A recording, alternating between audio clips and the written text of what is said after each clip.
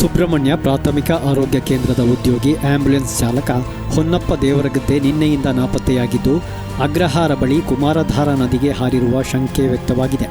ಅವರ ಪತ್ತೆಗಾಗಿ ಇಂದು ಎಸ್ಡಿಆರ್ಎಫ್ನಿಂದ ನದಿಯಲ್ಲಿ ಶೋಧ ಕಾರ್ಯ ಆರಂಭಗೊಂಡಿದೆ.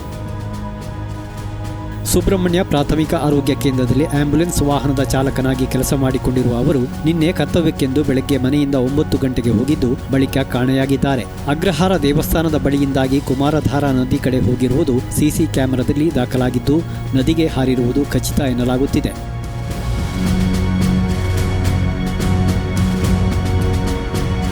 ರಸ್ತೆಯಲ್ಲಿ ಸ್ವಲ್ಪ ದೂರ ಓಡುತ್ತಾ ಸ್ವಲ್ಪ ನಡೆಯುತ್ತಾ ನದಿಯ ಕಡೆ ಹೋಗಿರುವುದು ಸಿಸಿ ಕ್ಯಾಮೆರಾದಲ್ಲಿ ದಾಖಲಾಗಿದೆ.